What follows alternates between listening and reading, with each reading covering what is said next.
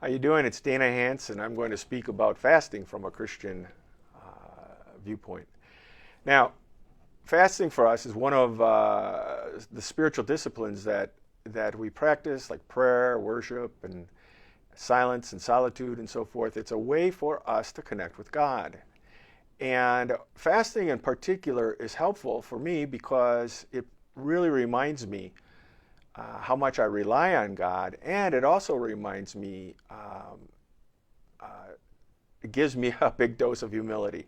Because when you're fasting, a lot of times what you're doing is all you're doing is thinking about food. And so fasting is a way that God is able to show us that we can live on Him. And it's not just about worrying about our meals and this and that and the other.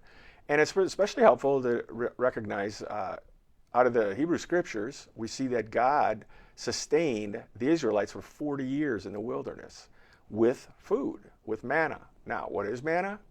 I don't know. That's what manna means. What is it? Okay? But it was physical sustenance. I mean, they were able to,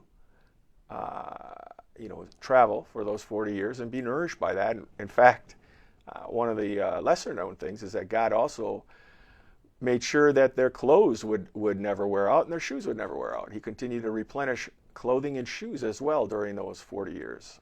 That's what Moses speaks about in Deuteronomy.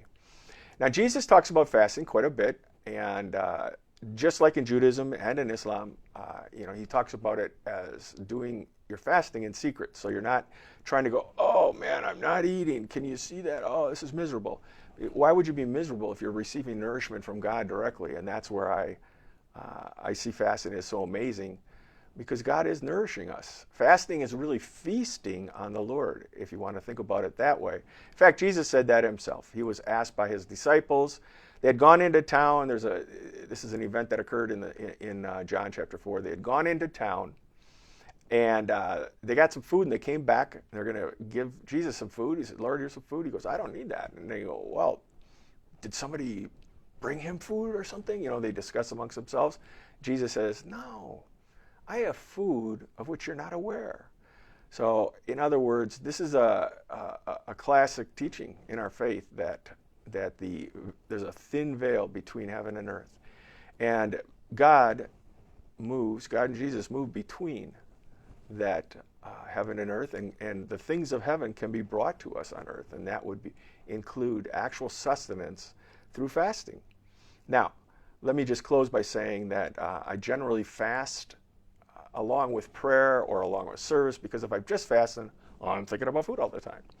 But if I'm praying as I'm fasting, that's really helpful. And I fast pretty much once a week at least, and I'll fast before any kind of decisions that I need to make that are pretty important, deep decisions. And lots of Christians, we'd fast during special times like Holy Week and days like that. All right, thanks.